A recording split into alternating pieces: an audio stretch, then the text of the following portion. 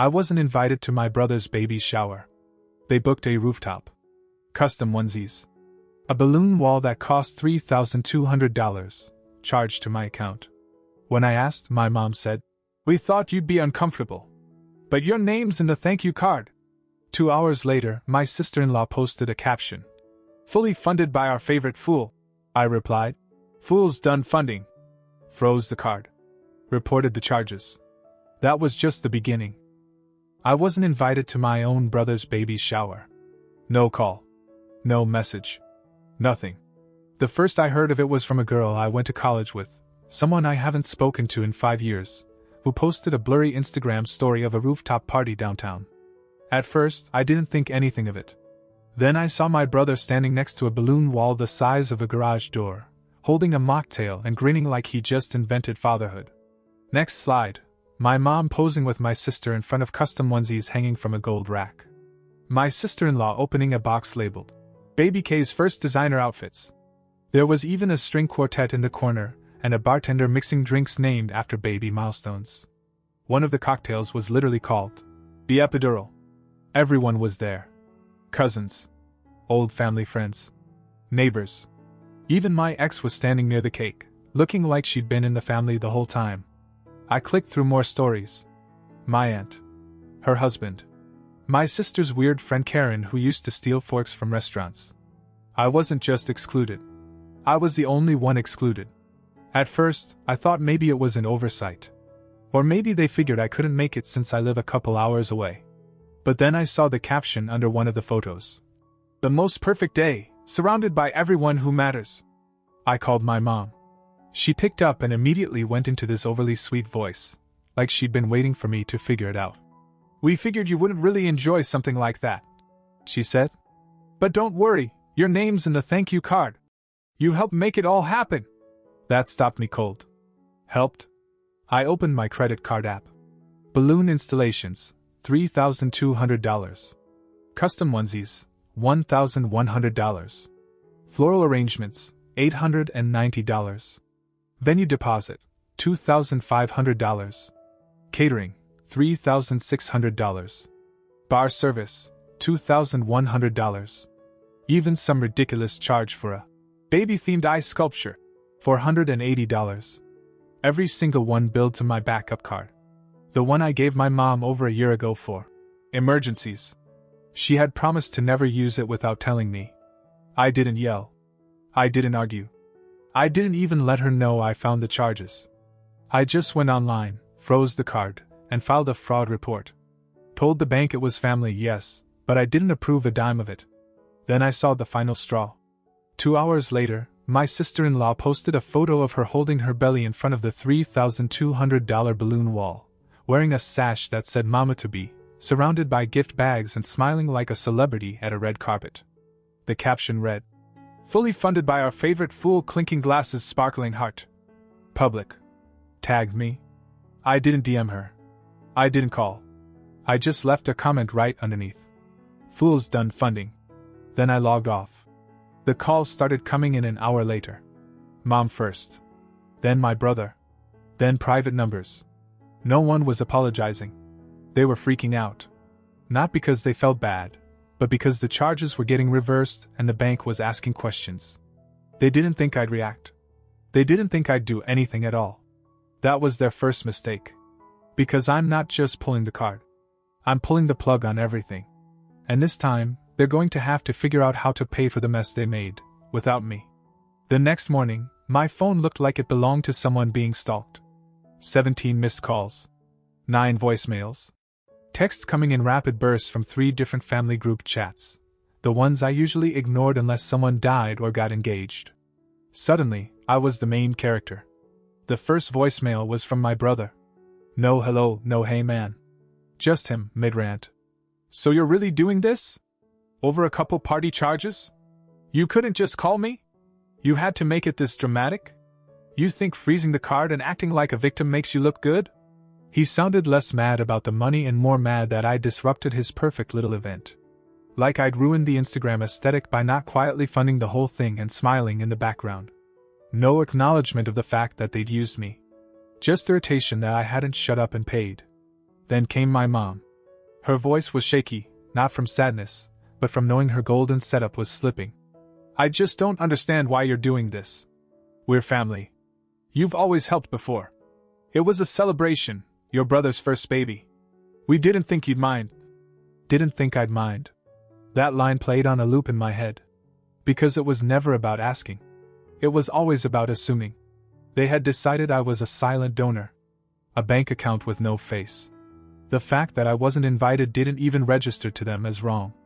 In their minds, I was just the sponsor. Not part of the family, not emotionally included, just financially convenient. Then came my sister, firing off messages like she was trying to win a speed texting contest. Okay, this is getting out of hand. You made your point. Just call the bank and reverse it before someone sues. I get that you're hurt, but this is petty, Peter. Mom's crying, BTW. I turned off notifications. I spent that day making a list. Not a petty one. A practical one. I'd covered my sister's rent for the last 5 months. She said she'd pay me back when her freelance business took off. Spoiler, it never did. I had the receipts. I had co-signed her apartment lease. Removed myself that day. I remembered my brother calling me 6 months ago, asking if I could float him $2,000. Just until Sarah's maternity leave kicks in. He never paid it back. Never mentioned it again. I forwarded that debt to a collection agency I have on retainer for my business clients. No threats. Just legal paperwork in the mail. Let him explain that one to Sarah. My mom's car? The one I paid off because she couldn't sleep knowing she owed the bank. Still in my name. Still registered under me. I didn't take the car. I just filed a request to transfer the title back to the loan agency. Let her figure out why her insurance spiked and the plates got flagged. If she calls, I'll send her the instructions on how to buy it properly. This wasn't revenge. It was balance. That night, my phone buzzed again. This time, it was a screenshot someone sent me from Facebook. Sarah, my sister-in-law, had posted a passive-aggressive paragraph about entitled relatives who think money equals love, and how some people will never understand family values. Beneath it, in the comments, my mom had replied, "You're absolutely right. Some people only know how to take things away." I didn't comment. Didn't share it. I didn't need to. Instead, I posted one photo on my own profile, a clean screenshot of the credit card statement. All the charges. All the vendors. No redactions. No caption. 10 minutes later, the group chats went quiet. But later that week, the silence broke again, in a way they didn't expect. I got an email from the Rooftop venue. Apparently, after the bank reversed the charges, they reached out to Sarah and my brother for alternate payment. They ignored the invoice. So the venue sent the unpaid balance to collections, and because the original payment was tied to my account, they copied me on the notice. That's when I realized something they hadn't even thought of yet. All the debt, all the fraud, all the vendors they ghosted? It wasn't just about me getting my money back. This was going to stick to their names now. Not mine. They thought I'd crawl back. That I'd eventually feel bad and pay again just to end the conflict. But they forgot who had the paper trail. They forgot I have time, patience, and a long memory. Let them feel what it's like to be left off the guest list. By the end of the week, they realized I wasn't bluffing. My mom showed up at my apartment unannounced. That was new. She hadn't visited in over a year, not even when I had surgery last spring. But there she was, standing outside my building like she just remembered where I lived. I didn't open the door. She buzzed 3 times, then texted, "I'm not leaving until we talk." I let her stand there for 20 minutes before the building manager politely asked her to stop blocking the entry. She left a voicemail on her way out. Her voice cracked like she'd been crying, or pretending to. She said she never expected it to go this far, and that I was tearing the family apart. They still didn't get it. I wasn't tearing anything apart. I was just stepping out of the role they assigned me without asking. Then the text from my brother started changing tone. Less anger. More desperation. "Can we please talk? I'll pay you back. I just need some time. Sarah's freaking out. She's blaming me for all of it. We didn't mean for this to happen. Can we fix this?" No apology. Just panic now that the consequences started showing up in their mailboxes. The venue hit them with late fees. The photographer canceled their upcoming newborn shoot and demanded a kill fee. The balloon company posted on their business Instagram about a large-scale event client who defaulted on payment, tagging no one, but Sarah's friends put it together real fast. Her DMs probably looked like mine did a week earlier. Even Karen, my sister's freeloading friend, messaged me.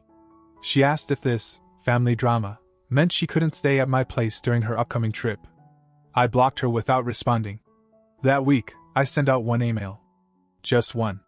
It went to my brother, my mom, and my sister. No message. Just a PDF attachment, a breakdown of everything I'd paid for, co-signed, or covered in the past 2 years. Dates. Amounts. Screenshots. At the bottom I wrote, total support given, unreturned $48,370.14. Total support going forward $0. No one replied.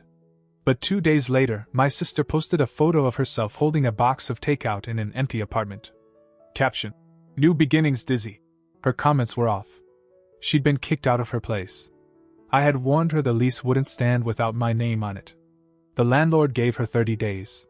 She'd stretched it to 60. That was the end of the line. My brother stopped texting. But Sarah started. She sent one long message. Said she was sorry I felt excluded. That she didn't know my card was still active. That my mom told her it was fine. That they didn't mean any harm. She wanted to start over. Said she hoped I'd still be involved in their child's life. I read it 3 times. Not once did she say she was sorry for mocking me. Not once did she mention the caption, fully funded by our favorite fool. She hadn't forgotten. She just assumed I had. I didn't reply. A week later, I got a package. No return address. Inside was a handwritten thank you card. The same one my mom said had my name in it. The one I supposedly helped make possible. There were 2 names written inside. Either of them was mine. They didn't include me in the thank you card. They didn't invite me. They didn't ask. But they remembered to use my money. And now that the money was gone, they were starting to remember me again. Too late. A month passed. I didn't hear from any of them. It was almost peaceful. Quiet. Then one afternoon, I walked into my office building and found a basket sitting at the front desk. Lavender ribbon. Cellophane. A note tucked under the bow. My receptionist said someone dropped it off that morning. No name. Inside, a bottle of overpriced wine, a box of imported cookies, a tiny pink onesie that said best uncle ever, and a folded card that read, let's not throw away what really matters. It was signed by my brother and Sarah. They still didn't get it. They thought a basket and a bottle of wine could erase the fact that they mocked me in front of 200 people, stole from me, and only came crawling back when their scam fell apart. There was no apology. Just a soft pitch for reconciliation, because now they needed me again. I left the basket at the front desk and told the receptionist to toss it or keep it. I didn't care. That same night, I got a call from a number I didn't recognize. I let it go to voicemail.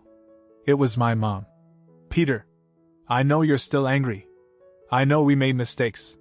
But punishing everyone like this, you're better than that. There it was. Guilt, weaponized. She couldn't say sorry.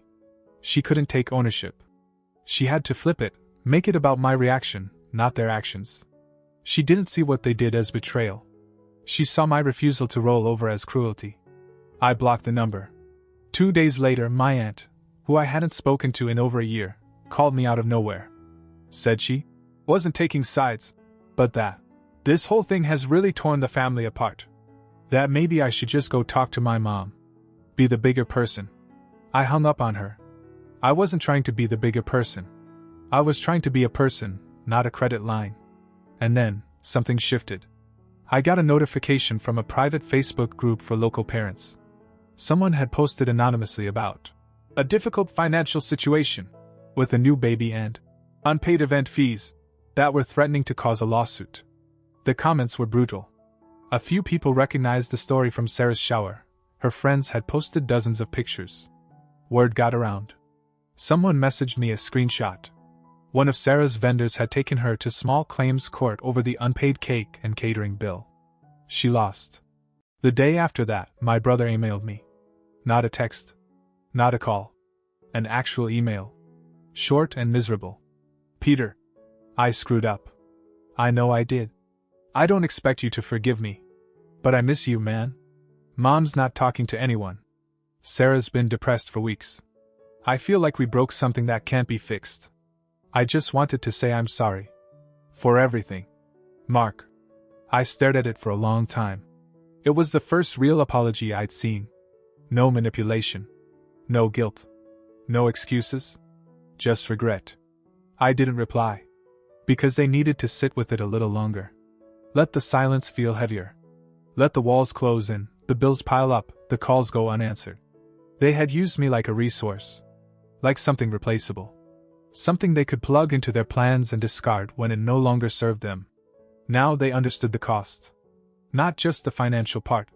The cost of forgetting that the fool you mock might be the only one holding the whole thing together. It was a Saturday morning when they showed up, all three of them. My brother, my mom, and my sister. Standing outside the cafe where I have breakfast every weekend. They weren't subtle about it. They waited until I sat down with my coffee and walked in like it was all prearranged. They didn't even ask. Just sat at my table. I didn't say a word. Just looked at them. My mom was first to speak. She reached across the table, touched my hand like we were in some Hallmark redemption scene, and said, "We want to make things right." I let her finish. Then I pulled my hand back. Mark looked like he hadn't slept. He had the face of someone who'd finally accepted he was the bad guy and hated it. My sister looked more annoyed than anything, probably just mad that her free rent was gone. They started talking over each other. I just listened. Mark apologized again. Said he never should have used the card. Said he knew it was wrong. That Sarah wasn't thinking straight. That they never imagined it would spiral like this. My mom jumped in, said she should have handled things differently. That she didn't think it would hurt me this much. That she only wanted the best for everyone. They kept calling it a mistake. A poor decision. A misunderstanding. It wasn't. It was a choice. They chose not to invite me. They chose to use my money. They chose to mock me publicly. So I told them that. Calmly. I laid it all out, detail by detail, not for drama, but so they'd stop pretending they didn't know what they did. I told them I wasn't mad anymore. I'd just adjusted. Moved on. Cut the wires they'd been yanking on for years. My mom said she didn't want to lose me. I said she already did. At least the version of me who kept saving them. My sister rolled her eyes. Said I was being spiteful. I asked if she'd found a new apartment yet. That shut her up. Mark leaned forward and asked if there was any way we could go back to how things were. Said he missed me. Missed us being close. I told him the door was still open. They were still family. But the bank was closed. No more handouts. No more emergency money. No co-signing. No bills I never see repaid. If they wanted me in their life, I'd show up, but not as their safety net. They didn't like it. I could see it on their faces. They wanted the old version of me. Quiet, helpful, easily guilt. But that guy was gone. Replaced by someone who'd finally read the fine print on the role he'd been cast in. Mark nodded. Said he understood. My mom didn't speak again. My sister left before we were done. I stayed and finished my coffee. They walked out together slowly, like they weren't sure what just happened. They had come to rebuild something. But all I gave them was the truth. And I knew they still didn't get it, not really. But for once they had to sit with that. Not me. Later that night, I got a text from Mark. Thanks for listening today. No expectations. Just thanks. I didn't reply. They needed to learn that not every mess could be cleaned with a quick visit and soft words. Some things stay broken. And sometimes broken is better. 2 months later, I got a birth announcement in the mail. Glossy cardstock. Gold foil lettering. A photo of the baby swaddled in some boutique cloth, sleeping peacefully in a basket. Under the baby's name, it said, "Welcomed by proud parents, Mark and Sarah. With love from all our family." There was a list of names. My mom. My sister. A few cousins. Mine wasn't there. I stared at it for a moment. Not hurt. Just confirming what I already knew. They weren't sending it to include me. They were testing me. I placed it on my kitchen counter, poured a glass of water, and tossed the card in the trash. Not with drama.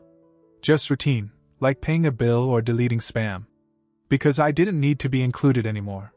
A week later, Sarah emailed me. Not Mark. Not my mom. Her. She said she understood now. That I'd been right. That the way they used me was wrong. That mocking me in public, erasing me in private, and then begging for help when the consequences hit wasn't just selfish, it was disgusting. Then she said something that stuck. You were never the fool. We were. We thought we could spend your money and still keep your respect. We thought we could hurt you and still have your loyalty. I see now how badly we failed. Not just you. Ourselves. There was no ask in her message. No attempt to mend it. Just a full acknowledgement. That was the apology I never expected, because it didn't come when they needed me. It came when they didn't. I forwarded it to Mark with a simple note. That's how you say sorry. Take notes. I didn't hear back. And I didn't need to. I had already started living a different kind of life. Quiet. Controlled. Paid for by me, and no one else. No surprise charges. No calls begging for bailouts. No balloon walls, no fake thank you cards. They still reach out here and there. A message on holidays. A photo on birthdays. I answer sometimes. Brief, polite. Civil. I'm not cruel. Just distant. They get the version of me they earned. And I never unfroze that card. It's still in a drawer, cut in half, taped to a piece of paper I keep in my desk. On the paper, I wrote just 2 words in thick black ink. Never again. Life had been calm for months. Predictable. I was working more, sleeping better, saving more than I ever had. I wasn't spending time wondering what they were doing, who was mad at who, or how much I'd be guilted into paying next. The silence was good. I had no plans to disturb it. Then, out of nowhere, I got a call from my old friend Darren. We hadn't talked in almost a year, but when I saw his name, I picked up without thinking. He didn't waste time. Hey man. This is probably none of my business, but I just saw your brother's listing. Listing? Yeah. On Facebook Marketplace. Pretty sure it's your old MacBook. That stopped me. I hadn't seen that MacBook in over a year. Gave it to my mom's place for general use when I upgraded. Didn't care what happened to it, until Darren told me he recognized the wallpaper. A photo of me and him from a hiking trip. I never changed it. I opened the link he sent me. Sure enough, there it was. Listed by Sarah's account. Same model, same scratches near the trackpad. Even the serial number, barely visible in the photo, matched my records. They were selling it. I messaged Sarah. Not to accuse her, just to see what she'd say. I wrote, Hey. Quick question. Where'd you get the MacBook you're selling? 2 minutes later she replied. Oh. That? It was in some boxes from Mom's house. Figured no one wanted it. I replied. It's mine. She left me on read. I didn't even care about the laptop. What hit me was that they were still trying to extract value from me, even in scraps.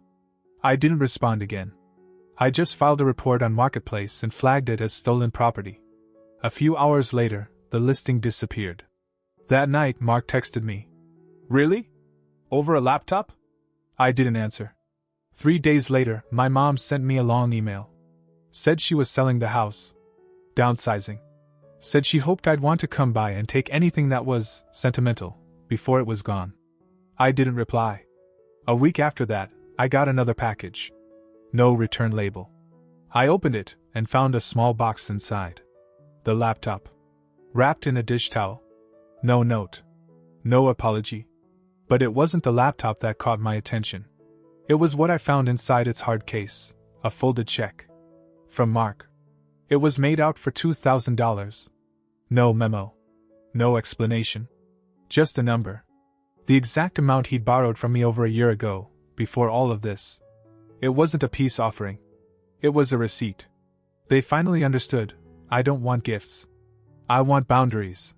And for the first time in my life, I think they're starting to respect that. We'll see how long it lasts.